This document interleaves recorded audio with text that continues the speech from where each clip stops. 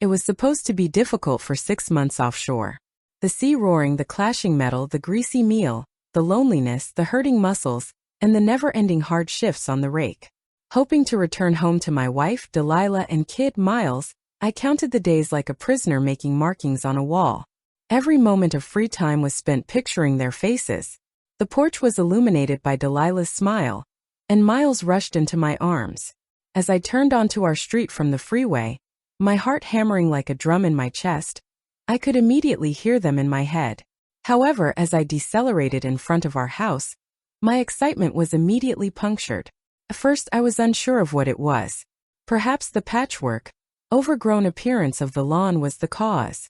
The tidy grassy rows Delilah used to care over were nothing like this. Perhaps it was her beloved roses that used to flourish in the bare flower beds. There are now only clusters of fragile, dead bushes. I scowled as I got out of my truck and allowed the engine to cool without making any noise. Miles produced a small welcome sign in first grade, and I looked around the porch for it. The dried leaves were rustling across the cracked sidewalk as the wind grew stronger. There was no sense of home or warmth here. From behind her curtains, old Mrs. Kramer looked out across the street. She jerked our eyes shut like a remorseful child caught stealing candy after we had been looking at each other for a half second. My stomach turned into a knot. How in the heck was this happening? Unintentionally, I slammed the door and jogged up the stairs. I took my key out and tested the door. Secured. It seemed strange in some way, yet it wasn't unusual. Lastly, rather than waiting to swing open and welcome, it's like a door closing permanently. My knock had a hollow reverberation throughout the house. Not responding. My chest began to bloom with a keen, frigid panic. I hammered more forcefully. Still nothing. And then I heard it. I hear footsteps softly behind me. In the driveway, Miles was holding a worn old baseball glove to his chest when I turned around. His face was white, and it was drawn too tightly for an 8-year-old. "Hey, buddy." Stooping to his level, I forced a smile. "What's going on?" he asked, shifting on his sneakers. "Where's Mom?" I was running from I could see his perplexity and dread. He said, She's at church, Dad." At last, his voice breaking. At first, the words didn't make sense. Getting married. They fell out of his mouth like puzzle pieces that were put in the incorrect box. Wed. I reverberated, my voice alien even to my own ears. Whom? He swallowed forcefully. The world skewed to Jamie's side. My best friend since college is Jamie, the man who assisted me in building the deck in the back. When Delilah worked night shifts, who looked after Miles? At my wedding, Jamie was by my side, clapping my back while I vowed to Delilah and smiling and intoxicated. "Everyone is there," Miles muttered. "Mom said Grandma, Grandpa, and Elise are all at the wedding." It cut me more deeply than any blade when she said, "You're a coward who abandoned us." I staggered back, clutching the porch railing as if it might hold me in place against the riptide and drag me beneath. Coward let down. I had sacrificed everything for this family, going to hell and back on the rig to give Delilah her ideal kitchen so Miles could attend the fancy school she sobbed over not being able to afford. I think it was worth it because I believed in us and they buried me before I was even dead, so I missed milestones, anniversaries, and birthdays not because I didn't care. My lovely boy Miles's little face was contorted in terror and remorse for things that were never his fault as I stared down at him. Once more I squatted, trying to keep my voice steady. "You're not required to remain here, Miles. I'll take you. I'm always happy to have you join me." He paused for an instant. I feared the worst and my heart tightened. That he would no longer believe me since Delilah had so completely poisoned him. However, he dropped his glove without saying anything and tightened his grip on both of my hands as if I were going to vanish if he released them.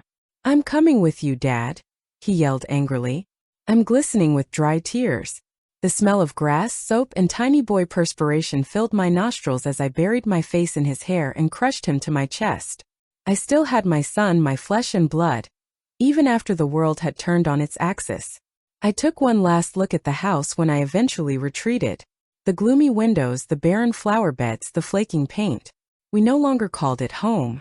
It served as a monument to the life they had already replaced, a gravestone. After leading Miles to the truck, I helped him get inside by opening the door. He didn't need to be reminded to belt up. Always my responsible child. After starting the engine and backing out of the driveway I had previously broken my back to pay for, the roar filled the quiet street. We drove off and I didn't turn around. Now we would confront whatever lay ahead of us. I clamped down on the steering wheel. Miles's tiny hand from the passenger seat closed around mine. They believed that I might be erased. They will soon discover how mistaken they were. Half of the turns through town were ones I couldn't recall. My thoughts was divided between sadness and the raw, seething hatred that only treachery could arouse, and my body was acting instinctively. Miles was sitting next to me, calmly, his little fist still balled into a fist on his lap. At that moment all of my attention was focused on one aim, even though I should have been soothing him. Getting to the church. St. Augustine's towered over them. Like something sacred, the ancient stone facade was bathed in gentle midday sunlight. I became ill from it. This location was meant to stand for honored promises. Vows are kept. They were ridiculing everything I held dear inside it. I reduced my speed immediately in front of the church parking lot entrance. I scanned the automobile lines like a soldier scouting a battlefield. I was incorrect. And there they were. Anywhere I could have chosen a car. My dad's beaten-up Navy pickup. It was my mom's white sedan. That brilliant blue coupe of Elise's. They were all there, parked with pride, as if they had nothing to conceal. It was like being slapped across the face. Not alone Delilah's treachery. Not only Jamie's but also the others who were meant to support me. I should have been protected by my family. I had been traded away by them like a lousy hand of cards. As the visitors continued to trickle inside, laughing and chattering, their voices drifting on the warm breeze, I parked the truck in a shaded area close to the back. Miles moved to the side of me. "What are we going to do, Dad?" My heart ached at the tremor in his voice as I gazed down at him. I continued in a quiet but firm voice, "We're going to remind them who they forgot." And he nodded, his little face hardening with resolution. However, there was also a spark in his eyes that told me he was still with me, and that he trusted me. Brave kid, braver than most adults I knew. I opened the door, and we climbed out while the hinges groaned as if they didn't like it. In front of them loomed the church doors. Extremely grand for a town of this size, massive and oak. I rounded my shoulders. Don't hide or run. Other than my name, they had taken everything away from me. And they would choke on it today. Like a tot, the wedding march wrapped itself around us, floating out pompous and sweet. I felt the nails digging into my palms as I tightened my fists, grounding me. I gave Miles a firm squeeze as he reached for my hand once again. We were all in this together. I pushed through the thick oak doors without letting my foot falter. They slammed against the walls as they flung open with a moaning protest. The abrupt sound was like a razor slicing through the music. We saw 200 heads jerk toward us. The rise in gas was nearly laughable. Like a wave of humiliation sweeping through the congregation, there was a sudden collective inhalation. I moved forward, and the startled silence was filled by the sound of my boots thudding on the marble floor. Miles followed along at my speed, taking tiny, confident steps. He stood tall in a black tuxedo at the altar, Jamie, and he looked every bit the hero he had always dreamed he would be. A self-satisfied, self-assured man ready to accept a trophy he hadn't won. Then my wife, Delilah, who is no longer with me, sported a costly white gown that gleamed in the stained glass light while clutching a bouquet akin to a queen taking a crown. She gave me a tentative smile, but as soon as her gaze fell on me, the color evaporated from her face as quickly as if someone had yanked a plug. I let the moment drag on. I didn't flinch or turn away as I added, "Let them squirm. Don't let me interrupt." My voice loud and sharp, cutting through the silence like a whip crack. A flurry of whispers rushed through the seats. "Good." Jamie's face twisted in confusion, then fear, then something like panic. Miles stayed glued to my side, head high, fearless. I marched straight down the center aisle, every step deliberate, every breath of choice. The pastor shifted awkwardly behind them, looking like he wished he could disappear. Fred and Susan, my parents, were unable to look me in the eye. My father gazed down at the floorboards, studying them as if they might save him. My mother wiped at her eyes with the tissue, but I saw not guilt but shame, the kind that comes only when you are caught. Elise sat frozen in the front pew, tears silently running down her face. The accusation hung in the air like smoke, and Delilah's face crumpled for a moment before she forced it back into a mask of anger. I nearly pitied her for a second, but I stopped halfway down the aisle, close enough that my voice would carry without the need to shout. I didn't want to shout, I wanted them to hear every word. You told my son I abandoned him. I took 3 steps forward and slammed my fist into Jamie's smug, lying mouth without hesitation or thought.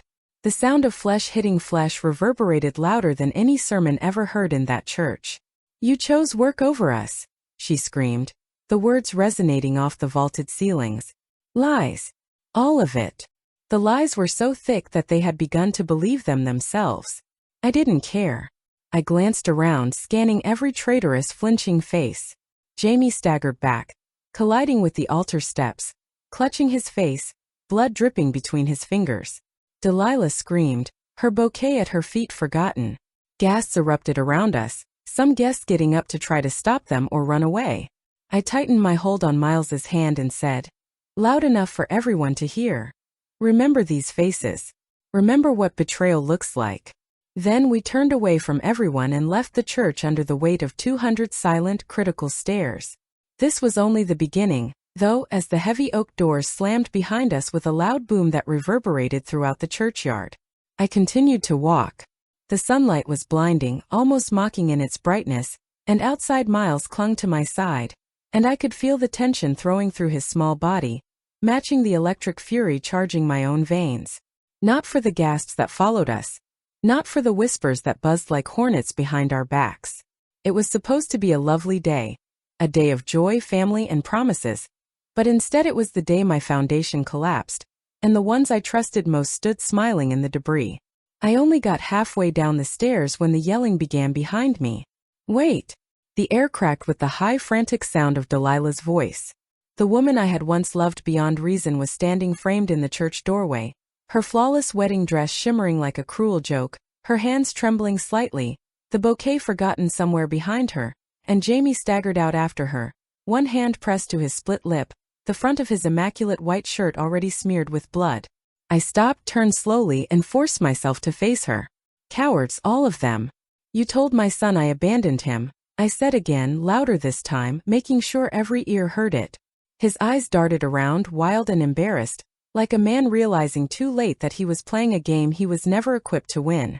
The congregation paused at the threshold, uncertain whether to follow the drama outside or pretend it hadn't happened. Delilah's face flushed red, but she raised her chin like a queen speaking to peasants, saying, you chose work over us, you were never here. Miles deserved better. I deserved better. I took a slow step forward, my boots grinding against the gravel, the rage growing hotter with each breath. I said in a low voice but loud enough to make her cringe, I decided to give you your fancy kitchen, your designer bags, your picture-perfect life by busting my ass on an oil rig in the middle of the goddamn ocean. I missed anniversaries and birthdays because you told me that's what we needed. Jamie opened his mouth to defend himself or to defend her, but I interrupted him with a glare that stopped the words from leaving his bloody lips. And you? I sneered, the anger making every word sharp like a knife. And you found someone to play house with instead of me when I wasn't there to pat your hand every 5 minutes. Jamie couldn't look at me. He looked everywhere but at me, at Miles, at the mess he'd helped create. My own parents, Fred and Susan, shuffled out of the church, their faces pale, stiff, and silent. You were supposed to be my brother. You stood next to me at my wedding. You held my kid before he could even walk. You knew everything. And you still stuck a knife in my back. I turned back to the assembled crowd, the friends, the extended family, the townspeople who had come to celebrate a union built on betrayal, but they did not move to defend me. Instead they watched like spectators at a public hanging, too scared to take sides. Elise was crying now, mascara streaking down her cheeks in black lines, and she clutched at Fred's arm, but he shook her off with a grimace of disgust. Take a good look, I said, sweeping my arm toward Jamie, Delilah, and the cowards behind them. This is what betrayal looks like. Tight embraces, smiles, and lies whispered behind closed doors that rot everything good from the inside out. Then there was a heavy silence that makes you shiver and settles into your bones. Words were cheap, so I turned away without saying another word, squeezed Miles's hand, and anchored myself to the only thing that was real left. We passed the stunned congregation like ghosts moving through the living, and they parted automatically, shame dripping off them like sweat. I heard half-formed excuses and mumbled apologies, but it didn't matter. Actions had spoken before we arrived at the truck. I heard footsteps behind me and turned reflexively, tensing every muscle. It was Elise, who stopped a few feet away with her hand shaking and her face a blotchy mess. "Please," she said in a raspy voice. "It wasn't supposed to happen like this." I stared at her for a long time. When I left for college, she grieved because she would miss me too much. "Go back inside, Elise," I replied, my voice now heavier with tiredness than anger. "Celebrate with the others. She used to sneak me candy when we were youngsters. You made your decision." She shed tears, but she didn't protest. She turned and staggered back toward the church, back to the people who had determined that I was worthless. I got into the truck and buckled Miles in with mechanical motions. My hands trembled just enough that I had to hold my eyes shut for a moment to keep them steady, and when I opened them, Miles was staring at me, not scared, not perplexed, just solid steady, as if he understood in a way that only a child forced to grow up too quickly could. "Are you all right, Dad?" "I am now, buddy," he said softly, and I ruffled his hair to force a smile. I didn't turn around as we pulled away because there was nothing left in that house or church for us, but as we drove into the unknown, I knew for sure that this wasn't defeat but rather the beginning of something new. Something based on loyalty, truth, and the unbreakable bond between a father and son. Yes, the war had begun, but for the first time in months, perhaps years, I knew exactly for whom I was fighting. The house we found was not much. A 2-bedroom rental pushed at the far edge of town where the siding was peeling off like it was trying to get out, the sidewalks cracked, and weeds dominated the yards. The air smelled of old dust and damp wood. But it was more than just a place to stay. It was a fresh start for Miles and me, with 4 walls, a roof, and the opportunity to start over. No ghosts staring back from picture frames, no betrayals soaked into the walls. I dropped the last duffel bag by the threadbare couch. It wasn't much, but it was ours, not stolen, not poisoned. Miles turned to face me and combed his finger across the dusty window pane, making small drawings and grinning feebly. "Are we safe here?" "Safe? Yeah, buddy," I responded firmly, lowering myself to meet his eye since I no longer took that phrase lightly. Miles nodded solemnly, as a soldier might accept orders, and said, "Nobody's taking anything from us ever again." Life had not asked him if he was ready, but it simply loaded his shoulders. That night, after Miles had fallen asleep beneath a stack of mismatched blankets, I sat by myself at the cracked kitchen table, a battered legal pad in front of me. In thick, furious strokes I listed names: Jamie, Delilah, Fred, Susan, Elise. Each name was a betrayal. A loose thread that was just waiting to be pulled until the entire rotten tapestry came undone. However, anger without a plan was just a fire that burned you alive. I needed information, I needed strategy, and if I was going to destroy the kingdom they attempted to construct over my grave, I needed someone who knew how to gather the appropriate weapons. That someone was Isabella Torres. I met Isabella at a seedy diner 3 towns over, and she sized me up in one look. I was referred to her by an old rig friend, the kind of guy who knew how to dig deep when life went sideways. Isabella was not some gumshoe in a rumpled coat. She was ex-Marine intelligence built like a sprinter. I was sharp like steel. "Are you sincere about this?" "Damn right I am," she answered, sipping black coffee that had a burnt rubber odor. "I'm not trying to hurt anyone," I said. "I only want the facts." After studying me for a while, she nodded once, saying, "Good. I don't work for cowards." 2 weeks later, she handed me a huge manila folder over the same restaurant table. "I want them exposed." As I opened it, my palm began to perspire. The first image made me gasp for breath. Jamie sneaking through my house's side door at night, smiling like a victorious man. Another shot showed Jamie and Delilah cuddling up on my couch, laughing and drinking. For months ago, when I was breaking my back offshore, they were playing house in the house I built. The next section featured my parents, Fred and Susan, sitting across from Jamie at the local diner, their heads bowed and their faces grave. The captions included dates and the amounts of money that had been transferred. Isabella wrote in the margins, "Betrayal went deeper than I even dared to imagine." "And Elise, sweet crying Elise," she said, shaking hands with real estate agents, helping Delilah and Jamie scout new houses bought with funds siphoned from the accounts I set up for Miles's college and Delilah's rainy day dreams. All of this was business advice. To prevent my hands from shaking, I pressed my palm flat against the top of the folder and slowly closed it. It wasn't just betrayal, it was a razor. They hadn't just stabbed me in the back. They had changed the plot, made me the antagonist, and paved over my life as if I were a mere inconvenience. I looked into Isabella's eyes across the table, but she didn't show sympathy. I wouldn't have taken it anyhow. "Are you ready to fight smart?" she asked. I thought about Miles sleeping in that dilapidated rental, about the expression on his face when he picked me out of the blue, about the lessons he deserved to learn that real men don't roll over. I said, "I'm ready." Isabella leaned back and cracked her knuckles. "Good. Then we start slow. Strategic. We break their foundations before they even realize the house is falling. Real fathers stand up no matter how battered they are." I left the diner that night with a war roadmap burning in my chest. The goal wasn't chaos but exposure, so we started small with background checks, asset tracing, anonymous tips to the appropriate agencies, strategic leaks, and precision strikes and pressure points to make the guilty crumble under the weight of their own sins. Isabella wasn't about revenge for the sake of revenge. I worked with Miles to rebuild trust, went fishing, talked late into the night, helped with homework at the rickety kitchen table, and spent my nights sharpening my weapons with Isabella.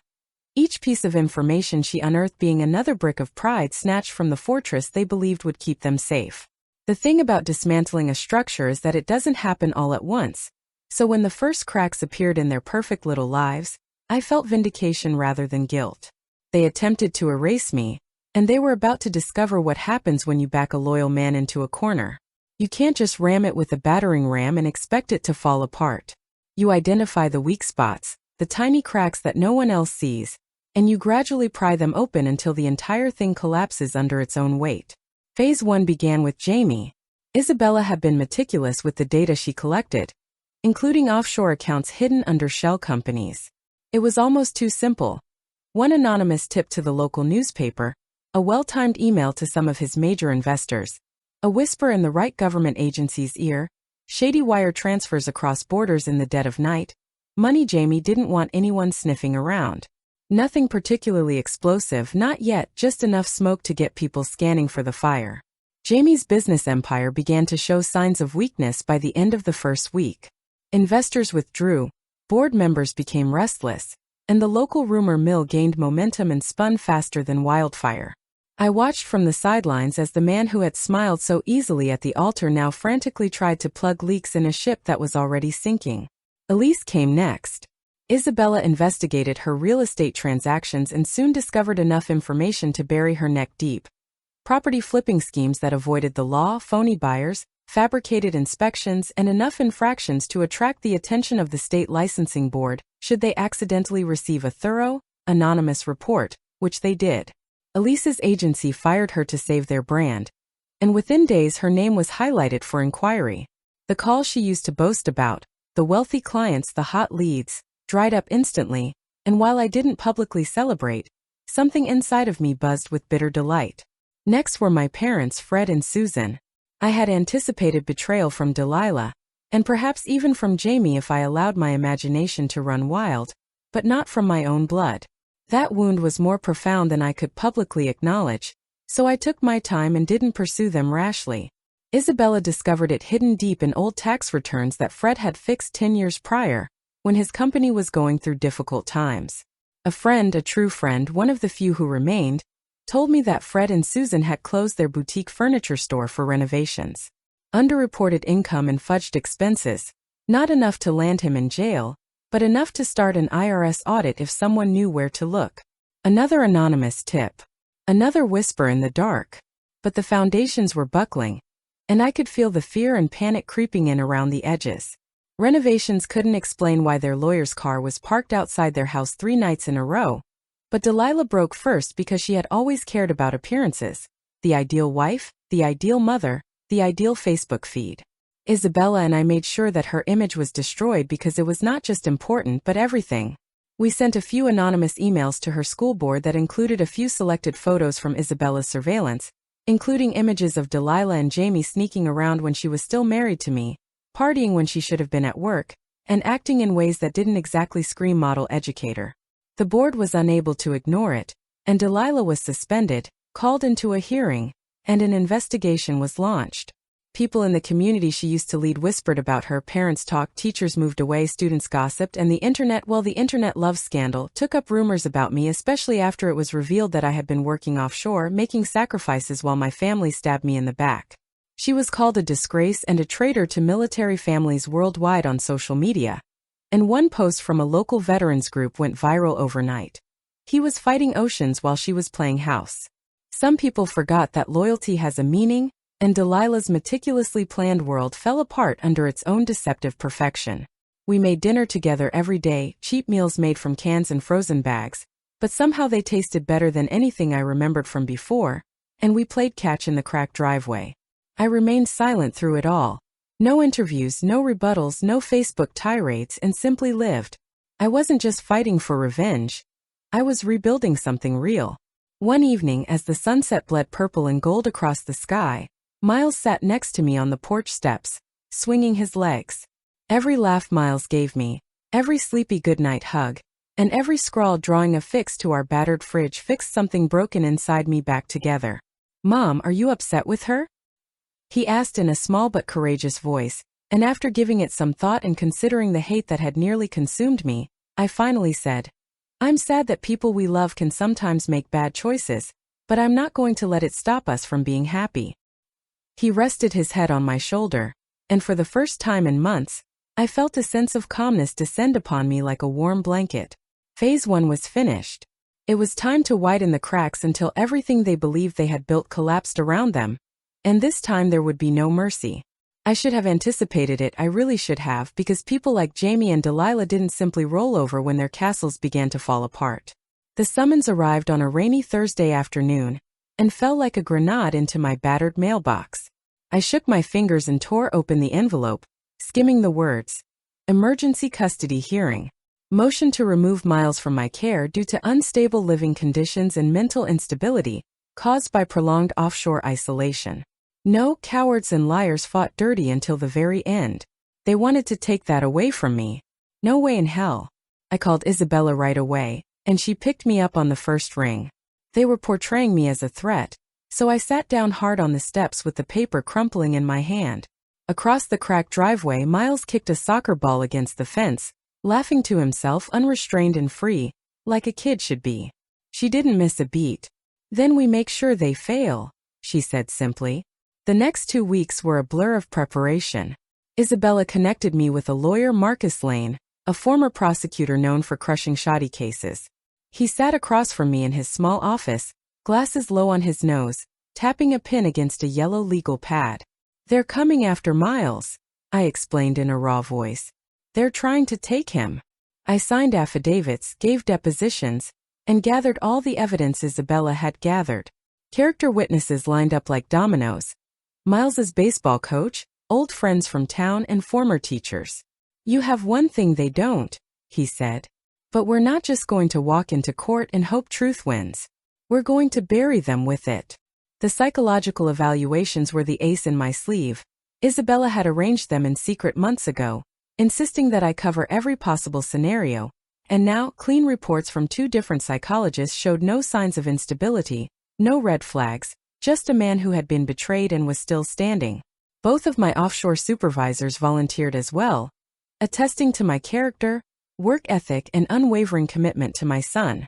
I was completely covered in truth by the time the hearing date arrived, but that didn't make me any less anxious. The courtroom smelled of stale coffee and old wood polish, the sort of place where strangers in black robes casually dissected lives. Delilah sat on the opposite side of the aisle, flanked by Jamie and a slick lawyer whose teeth were too white to be trusted. The judge, a wiry man with sharp glasses and a sharper gaze, called the hearing to order, and Delilah's lawyer went first, presenting a picture of a man unsuited to parenthood. She wore a pale blue dress, her hair soft and sweet, her makeup carefully tear-proofed, because she wanted to look like the victim. Miles sat next to me, dressed in his Sunday best, clutching my hand so tightly that his knuckles turned white. Every word twisted the knife further, but I didn't flinch. I let them spin their fantasy, knowing what was coming. They were isolated offshore for months at a time, unable to provide stability, and allegedly prone to emotional outbursts. A euphemism for daring to crash a sham wedding and punch the groom in the face. Calm and unfazed, Marcus Rose called witness after witness, including my offshore supervisor, who attested to my leadership and steady temperament under pressure, Miles's baseball coach, who detailed my commitment to never missing a game since I returned, and friends who stood and vowed they would give me their own children without question. According to the article, clear as day, Delilah's lawyer papped visibly when Marcus introduced the psychological tests. No indications of volatility. Nothing that suggests violence. No emotional neglect patterns. Just an unbroken but beaten man. Then came the moment I wasn't certain would occur. Marcus summoned Miles to the platform. He stood, proud but afraid, approaching the large chair where they had you promise to tell the truth, and I squeezed his shoulder. He looked at me once, using our connection as strength, and then turned to face the courtroom like a soldier in combat, his legs hanging above the floor too short to reach. Marcus questioned him thoughtfully and simply. Does your father provide for you? Miles took a nod. Indeed, he prepares breakfast. I get homework help from him. He always tucks me in at night. Has your father left you before? Miles's expression tightened, and his voice came out steady and clear. No, Dad never left me. Mom spoke a falsehood about that. The room was filled with amazement, pity, and condemnation. The judge's steely face cracked a little too. That was where Delilah's facade broke down. Obvious fissures along the length of the mask she had so meticulously put on, the suite. The judge spent less than 15 minutes deliberating overall. His decision came quickly and decisively. I was granted full custody. At a neutral facility, Delilah's visitation rights would be restricted to a few hours twice a month under supervision. Legally and formally, Miles was all mine. Miles put his hand in mine and grinned as we left the courtroom, sunlight streaking through the clouds like a blessing. We did it, Dad, he stated. Feeling the burden of every fight, both past and future, I returned the smile. For the first time in a very long time, however, I tasted victory. They attempted to take everything. They lost everything instead. And I was only beginning. It wasn't the end of winning in court. This was just the start. Victories in court are modest, private signings on official documents. However, betrayal needed a public apology. And I wasn't going to let any of them to disappear into the darkness without somebody identifying them. Phase 2 was no longer about defense. Offense was the issue. Full exposure. With icy precision, Isabella laid it out. We wanted more than merely to harm them. The whole illusion they created, piece by brick, was something we wanted to destroy. Jamie was the first target. Isabella increased the ante while he dabbled in his grief over the loss of custody. She forwarded it to all the regulatory bodies that had any contact with his company, compiling the fraud, offshore accounts, and whispers of embezzlement.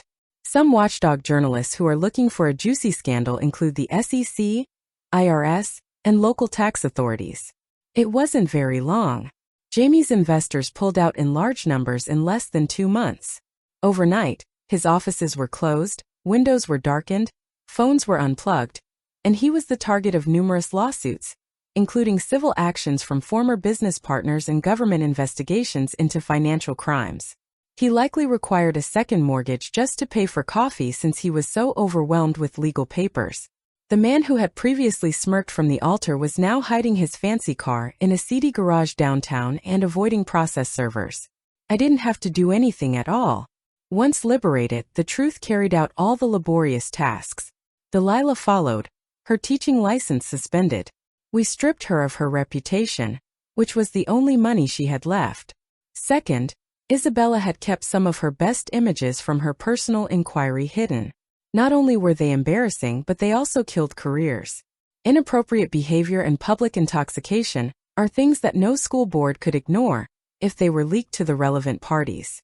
They were put on the internet by an anonymous account. Only a handful that were timed perfectly to start a wildfire. Delilah's name became popular for all the wrong reasons in a matter of hours. A disgraced educator was embroiled in a scandal. The headlines shouted out loud. She was mercilessly and efficiently torn apart by comment sections. Cruel and scathing memes went viral. Her parents, who had previously hailed her as an inspiration, now demanded her removal. Her official dismissal by the school board for behavior unfit for an educator was the last straw. Just the empty remains of the life she attempted to construct on my grave. No career, no prestige, no safety net. And my parents, Fred and Susan. I wish I could claim to have felt something when I saw them fail. Sorry, perhaps sympathy, but I felt absolutely nothing. Their audit turned into a full-fledged tax probe. Penalties mounted.